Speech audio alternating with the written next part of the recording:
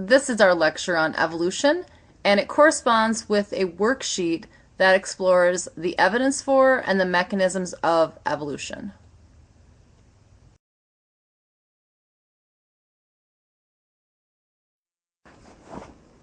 This lecture will focus on an introduction to evolution.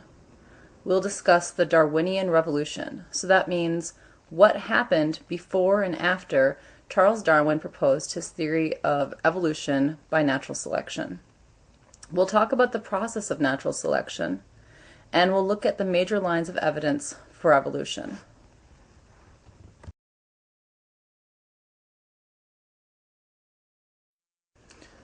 Before and during Darwin's lifetime, most people, including scientists, accepted certain ideas about the natural world. They believed that species were not linked in a single family tree, that they were unconnected, unrelated, and most importantly, unchanged since the moment of their creation.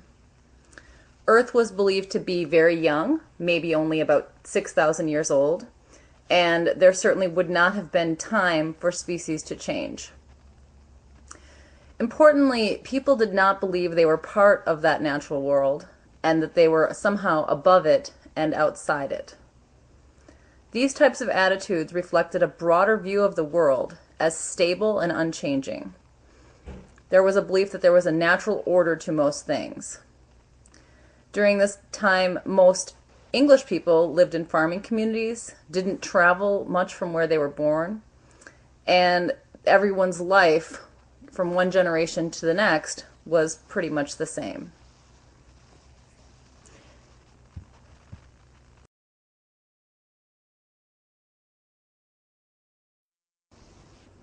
Here in the 21st century, about 50% of Americans do not believe in evolution by natural selection. But interestingly, by the end of the 19th century, after Charles Darwin proposed his theories of evolution by natural selection, there was very little serious scientific opposition to the basic evolutionary tenets of descent with modification and the common ancestry of all forms of life. So we're going to spend a little bit of time looking at what allowed for this major shift in thinking in the 19th century. So how did people in the 19th century go from believing in a young Earth theory to believing in Charles Darwin's theory of evolution by natural selection?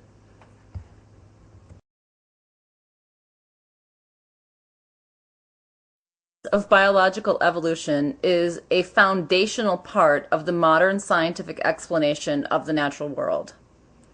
Most scientists and religions in the Western world have long ago accepted and incorporated biological evolution into their understanding of nature and humanity. Charles Darwin was not the first scientist to suggest that species change over time. Late in the 18th century, a small number of scientists began to somewhat quietly suggest that life forms are not fixed. One of the most famous is the French naturalist Lamarck. Lamarck believed in a theory of spontaneous generation, that microscopic organisms appear spontaneously from inanimate materials and then evolve gradually and progressively into more complex forms through constant, quote, striving for perfection. He also believed that this evolution was mostly due to the inheritance of acquired characteristics. So this is an important comment because Lamarck believed that you could acquire those characteristics during your lifetime by striving to achieve them and then pass those characteristics on to your offspring. A classic example of Lamarckism, he believed that giraffes evolved their long necks by each generation stretching further to get leaves in trees, and that this would change the body shape, and that change in body shape was then inherited by the offspring. He also believed that wading birds, such as the heron and the egret, evolved long legs by stretching them to remain dry. If you recall, Lysenko actually believed in Lamarckism, but we know that he was wrong. The French scientist Georges Cuvier discredited Lamarck's theories, but he did not reject the idea that there had been earlier life forms. He did provide evidence for the extinction of species and a shift in species over time. He theorized that catastrophic events were responsible for killing all the species in one area, and that these species were replaced by an influx of new species. Now, I should go back. I said that Cuvier believed in a shift in species over time. He believed that species transitioned, so one new species would replace a species that had been, that had gone extinct, but he believed that the species itself was fixed, that they were not changing over time. But he did provide evidence to show that some species had become extinct. A careful examination of European geological deposits in the early 19th century led the English geologist Charles Lyell to conclude that Cuvier's catastrophism theory was wrong. Lyell documented that the Earth must be, in fact, very old, and that it had been subject to the same sort of natural processes in the past that operate today and therefore shape the land. These forces might include erosion, earthquakes, glaciers, volcanoes, and decomposition of plants and animals. This was a revolutionary idea, and it was really instrumental in leading Charles Darwin to his understanding of biological evolution in the 1830s. So the point of this is to say that there were scientists prior to and even during the time that Charles Darwin was developing his theories that shaped the way he was thinking. In fact, Charles Darwin's own grandfather proposed some kind of vague concepts that many scientific historians believe really shaped Charles Darwin's theory of evolution through natural selection.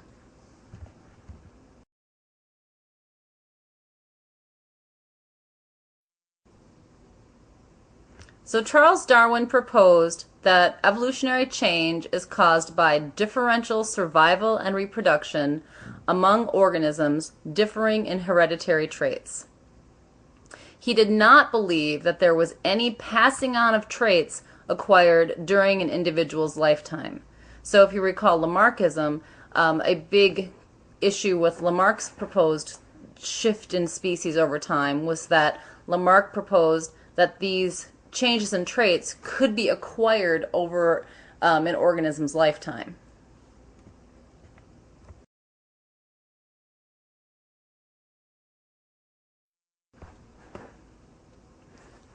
So let's look at this question and apply Lamarckian reasoning to the answer. So you discover fish living in a cave with no natural light. The fish have no eyes, but they do have eye sockets. Using a Lamarckian thought process, which of the following would be the reason for this? A, the fish were in a dark environment and therefore didn't need eyes. Over time, they used their developmental energy for more useful features, so because they didn't use them, they lost them.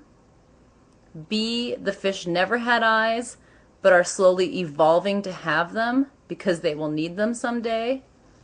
C, originally, some fish in the population had eyes and could see, but those without eyes had more acute other senses, allowing them to eat, avoid being eaten, and find a mate more easily.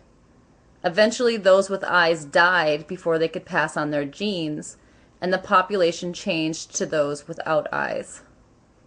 So thinking about Lamarckian thinking, like his thought process, which of these answers do you think is most applicable to his thought process? If you said A, you're correct. So the fish in the dark environment didn't need eyes and they lost them over time because they didn't use them. That's not how evolution through natural selection works. So although Lamarck was correct that species will change over time, it is not due to characteristics that they acquire during their lifetime. And there needs to be some kind of a selection pressure for a particular trait. So the answer to this using Lamarckian thought process would be A. But we know that Lamarck was incorrect in his thinking.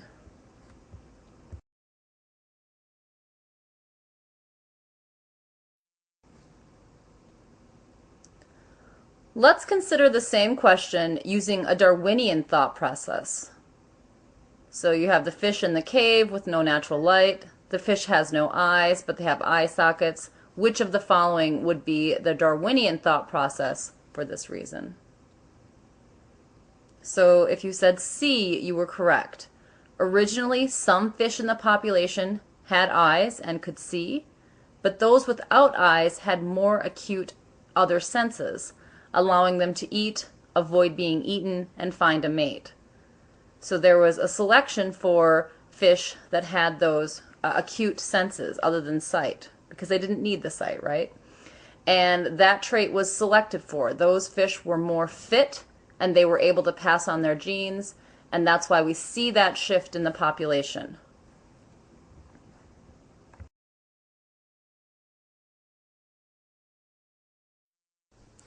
When Charles Darwin was just 22 years old and a recent university graduate, he was invited on a tour around the world on the HMS Beagle. The trip was expected to only take 2 years, but in fact, it was a 5-year trip. 3 of those years approximately were spent on land, and about 2 of the years were spent at sea, traveling from place to place.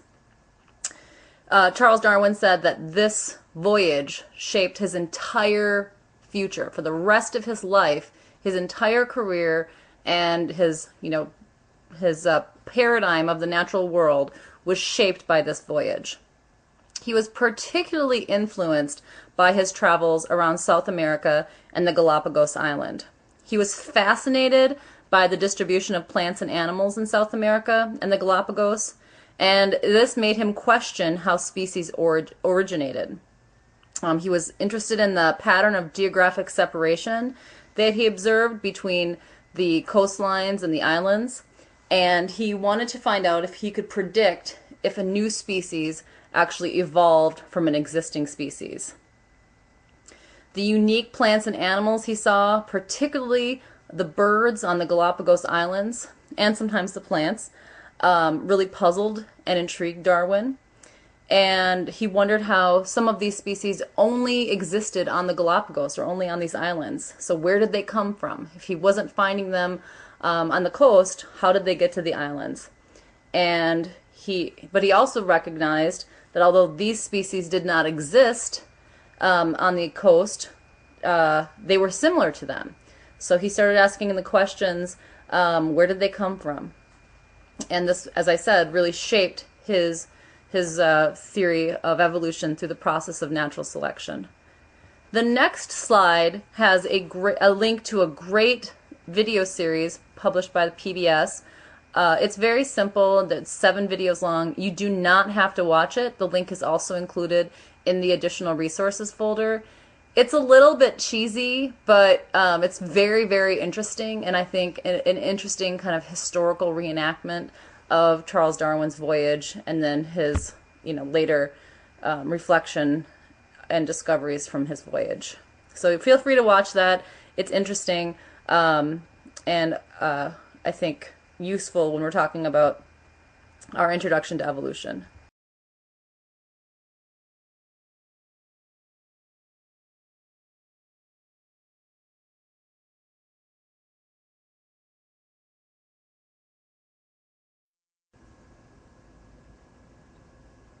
So depending on the source, you'll see a little bit of variability in this figure, but as I told you a few slides ago, about 40–50% of Americans believe in a creationist worldview, so that God created the world, species are fixed. But interestingly, by the end of the 19th century, as I said, there was very little serious scientific opposition to these basic evolutionary tenets of descent with modification and a common ancestry of all forms of life. So it's really kind of fascinating that There was little public dissent, and there was virtually no scientific dissent about these theories.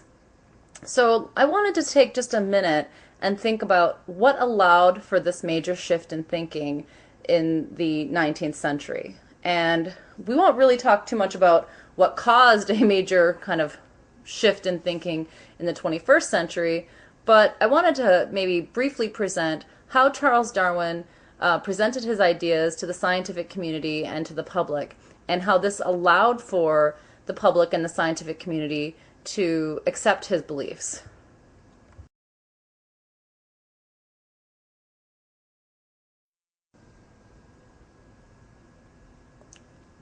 Darwin actually took several decades to put his thoughts together and publish his work over several periods in time. And he did this by proposing a plausible mechanism. He proposed that there is a process of natural selection, which results in differential selection of species in the population that have traits that are desirable in a particular environment, and then therefore these organisms will be more likely to pass their traits on to the next generation. And even lay people could understand this concept because this process of artificial selection had been ongoing and is still ongoing for the last 10,000, 20,000 plus years. He also provided copious evidence. So much of this evidence was gathered during his time on the HMS Beagle. He provided fossil record evidence and copious amounts of evidence from particularly his voyage in South America and the Galapagos Islands. And importantly, his work emphasized both the unity of life and the diversity of life. So he presented a logical theory to show how life was so diverse, but yet still connected at every point.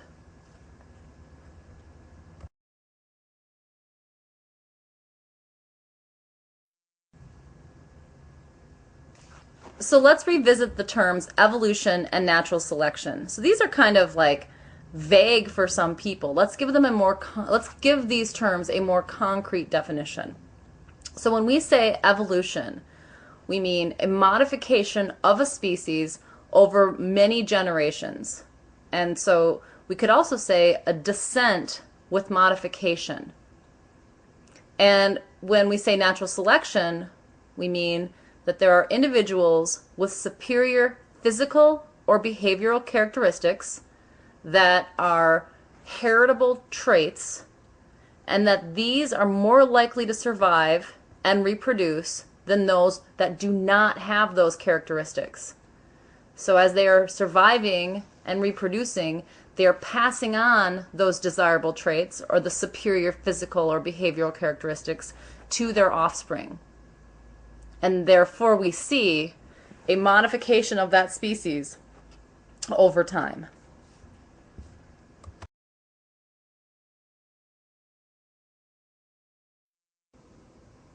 The idea of natural selection makes a lot of sense to most people.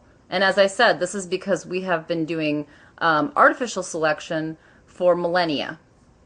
We already saw an example of artificial selection not only through our plant breeding lab and our crop of the future work, but also when I brought the mustards in. So if you remember all of those mustards, the different mustard plants, they actually have an origin in wild mustard. So in cauliflower, we see a sterility of flowers. Broccoli, we see a suppression of flower development. Cabbage, there's a suppression of internode. Kale, there's an enlargement of the leaves. Kohlrabi, an enhancement of lateral meristems. And of course, there's lots of other processes that are going on during this selection. This doesn't happen in a few years. This is something that had happened over hundreds and thousands of years.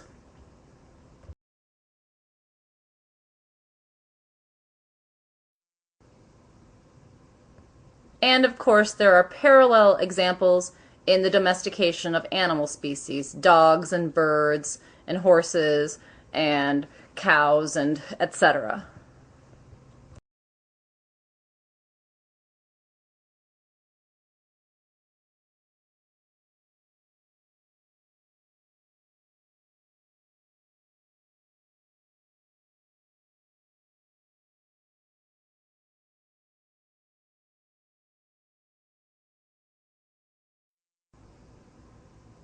So, as Charles Darwin proposed, if we can see this process of selection occurring due to our own artificial, non-arbitrary selection of species, clearly this could be happening in nature as well.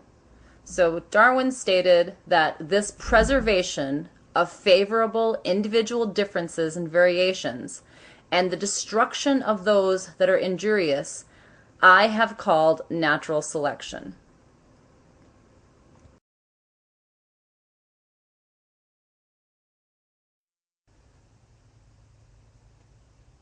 Based on Darwin's observations in populations that had more organisms born than could survive and reproduce, that in these populations with variation among individuals in the population, some of this variation is heritable, and that variation in form led to variation in survival, and that over generations the population would change in response to different selection pressures in the environment. Some could call that survival of the fittest. Darwin primarily referred to it as natural selection, although he did, in fact, also use the term survival of the fittest. He wasn't the first to use the term, but Darwin did use it as well. Now we actually ask students to think about that term, survival of the fittest, though. What do you think is wrong with the term survival of the fittest? Or maybe wrong isn't exactly the right word, but limiting about the term survival of the fittest. I'll give you a second to think about that.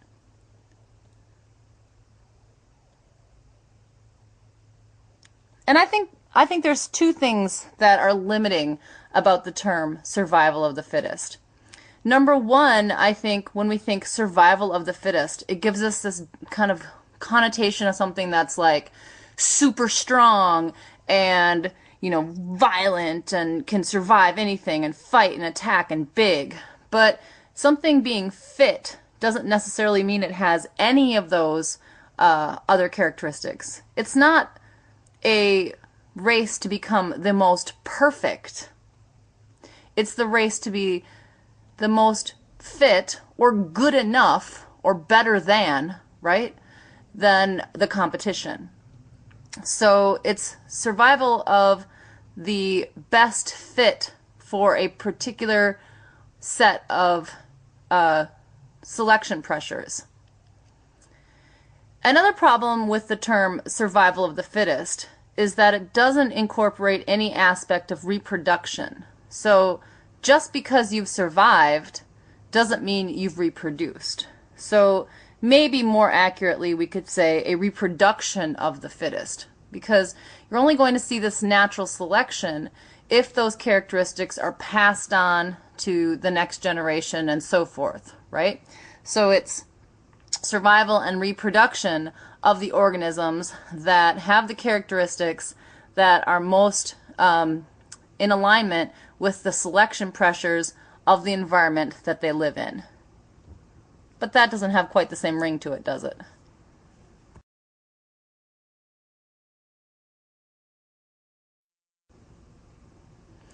The selection pressures of a particular environment are extremely variable. They could be biotic factors, like other organisms that want to eat you, and that's a really sad picture. I'm sorry, I should change that. Or they could be abiotic. This could be, a loss of food. It could be some other environmental factor. In our era, it could be shifting environment. Actually, that happened many times over the history of living things. But so it could be climate change. There's just a multitude of factors in a particular environment that could be selection pressures that could lead to selection.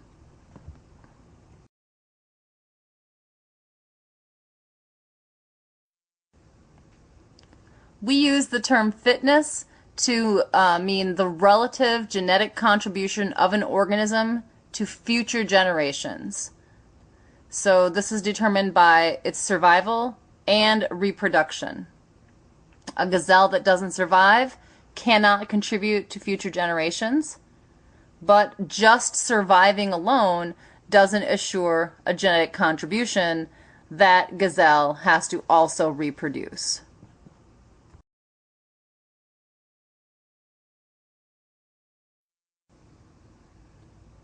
Sepia, a type of land snail, gives us a nice example of natural selection and selection pressure in different environments.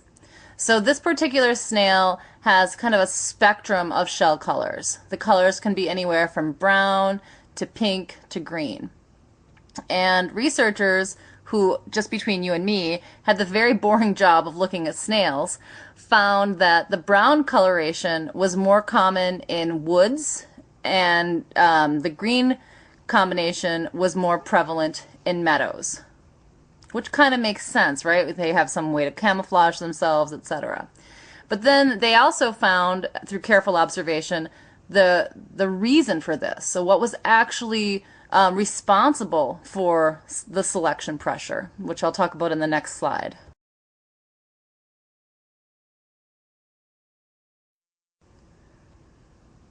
So the researchers found there were particular bird species that were able to hunt the snails and then use anvil rocks to break the snail shell open and then eat the snail goodness inside. And they discovered this by finding shards of shells at these anvil rocks, and the shell shards indicated that the green snails were eaten in the woodland habitat and the brown shells were taken in the meadows. That makes logical sense, clearly, because those snails were no longer camouflaged in that habitat, and then therefore they were easier prey for the birds.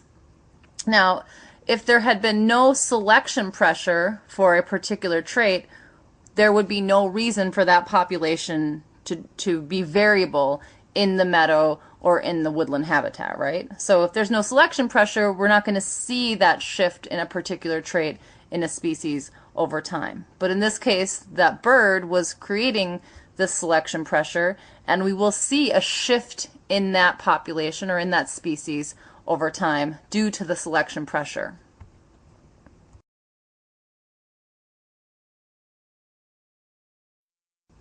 This is just a simple graph of the data that shows the differential selection for a particular color in a corresponding habitat, right? And even not just a habitat, but also the time of year, so that we see here in this deciduous woodland, may influence the selection of a particular trait in an environment.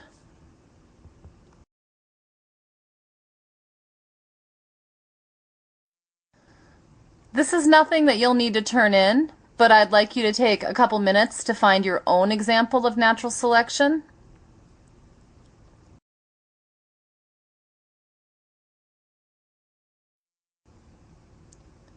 And next, I'd like to look at some major lines of evidence for evolution.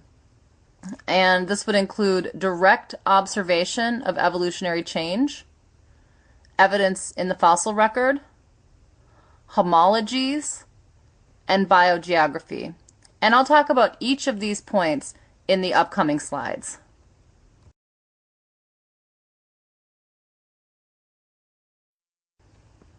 The nutshell summary of fossil evidence would be that fossils show us that life is very old and it has changed over time. We'll look at some more specifics of fossil evidence in the upcoming slides, but that would be the 2-second takeaway. Life is really old and it's changed over time. Which doesn't sound that profound, except if you think about as early as 200 or 300 years ago, most people, including scientists, did not think that life changed over time. They believed that all of the organisms on the earth were placed on the earth at the same time, that earth was not very old, and that species were static. So what are fossils? Fossils are the preserved remains or impressions of organisms. And these organisms might be microscopic or they could be as large as dinosaurs, right? So typically we say that a fossil needs to be at least 10,000 years old, which is kind of an arbitrary date, before we actually consider it to be a fossil.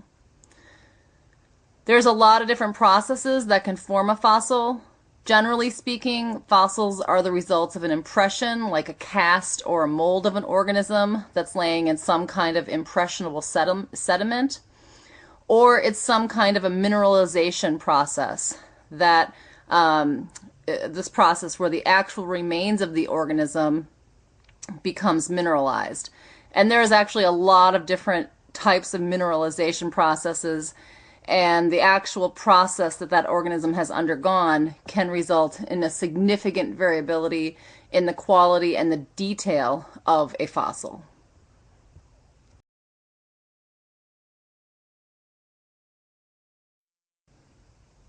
Scientists can estimate the age of a fossil by using absolute dating, which is where we look at the rates of radioactive decay in radioactive materials that are surrounding the fossil. This is limited by the fact that often there are no radioactive isotopes that we can use. In this case, scientists will use something called stratigraphy, and they will look at the position of the fossil in the sediment layers to estimate the age. Clearly, this is somewhat challenging when we're dating fossils. There's other challenges and limitations in the fossil record. There's obviously major gaps in the fossil record, and there's also a bias in the fossil record towards organisms that have hard bodies or some kind of exo or endoskeleton. So think of plants, think of the fungi, think of microorganisms. There is a much more limited fossil record of these types of organisms, and that obviously leads to gaps. Additional gaps are caused by the fact that most organisms don't become part of the fossil record. So not only do we have a bias towards a certain type of organism, most of the organisms that have existed haven't become part of our fossil record. But remember, fossils are just one piece of evidence to support evolution through the process of natural selection.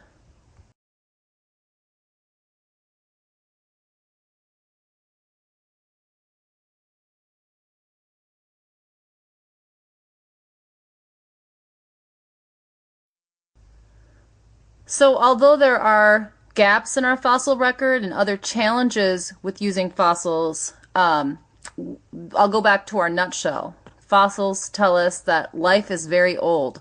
So we have fossil evidence from 3.8 billion years ago in the stromatoliths that show us the first signs of life.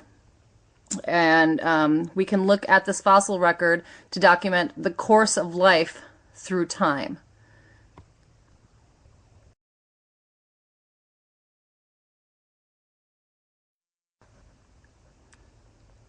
Fossils can also provide evidence for a transitional form of species. So fossils that show us the intermediate states between the ancestral form and that of its descendants are referred to as the transitional forms. And there's a lot of examples of transitional forms in fossil record. This helps to provide an abundance of evidence for change over time. The example I have here for you with horses shows us transitional forms of horse indicating a significant change in the size, and also a classic example in horses of the change from a four-toed ancestor here, I hope you can see the four toes in this foot skeleton, to the one-toed modern horse species. And then of course all of the transitional forms in between, where we have 3 and 3 and 3 and 2 and 1 in our modern species.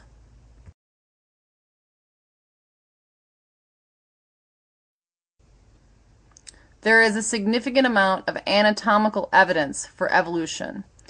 Some of this would be due to the homologous structures that we find in organisms. So evolutionary theory predicts that related organisms will share similarities that are derived from their common ancestors. So organisms that are related to each other will have similar characteristics and also anatomical features. These similar characteristics, due to evolutionary relatedness, are called homologies. So we can see homologies in things like the leaves of plants. So plants that have various adaptations in their leaves, they're still leaves, they're still homologous structures, but they all started from some shared ancestral source. Homologies can be revealed by looking at different anatomical and morphological features. We might look at cellular or biochemical similarities and differences. We might look at developmental differences, maybe embryological development. And we might look at vestigial structures within individual organisms. So I'll talk a little bit more about these in some of the upcoming slides.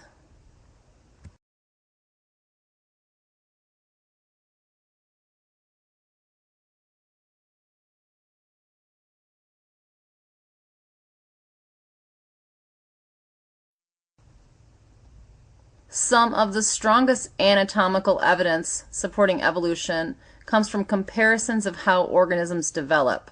So looking at these vertebrate embryos, we see that they all possess a tail and they all possess pharyngeal pouches that in humans will later develop into glands and ducts, and in fish will develop into gill slits. So we believe that these developmental similarities reflect a descent from a common ancestor. There's a lot of other types of comparative anatomy, both in plants and in animals, that provide a significant amount of evidence that reflect descent from common ancestor.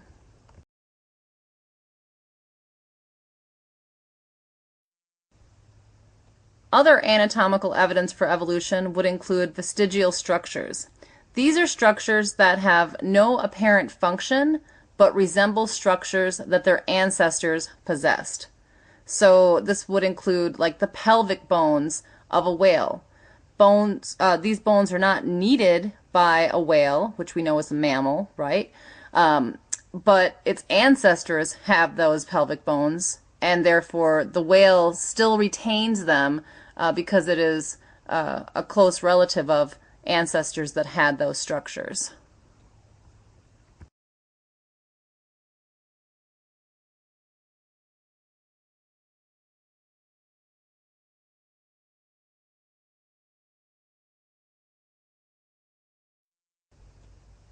So if we look at this map of Pangaea, so prior to the split of this great continent about 200 million years ago, we can see that the geographic distribution of organisms follows patterns that are best explained by evolution in conjunction with the movement of these plates over geological time.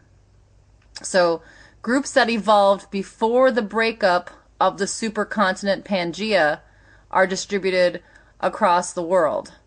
Groups that evolved after the breakup of Pangaea occur primarily only in those regions. And Australia is used as a classic example of this.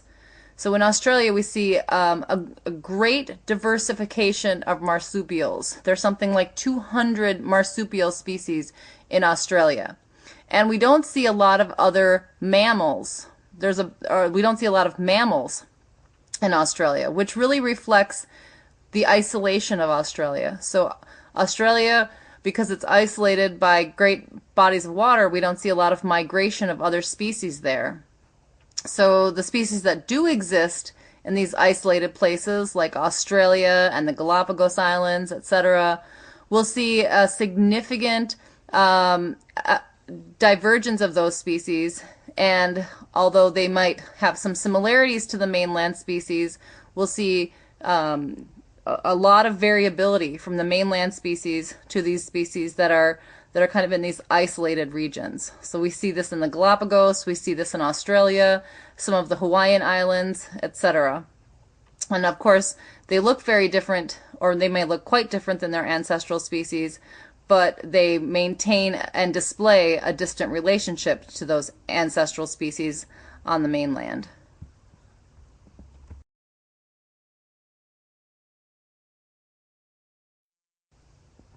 So in summary, I'd like you to come up with a simple definition of natural selection. I would like you to describe what's necessary for natural selection to occur, and to summarize the evidence that we have for natural selection. Now, there's nothing to turn in specifically for this slide or for this question. This is just some reflection for you to do. But this unit does have a packet on the evidence for and the mechanisms of evolution. I've put some additional resources in our folder that might help you with that packet. But if you have any questions about the packet that you're confused or you can't find answers to something, obviously send me an email and I can help you find any resources that you might need for that. And one other comment, in that packet there is a point that I have left the answers. So I think it was the natural selection part. I actually left the answers for you just to make sure that you were really getting those 4 major points regarding natural selection. All right, now we will be moving on to plant evolution. So we're going to think about these concepts of natural selection, but in a context of plants.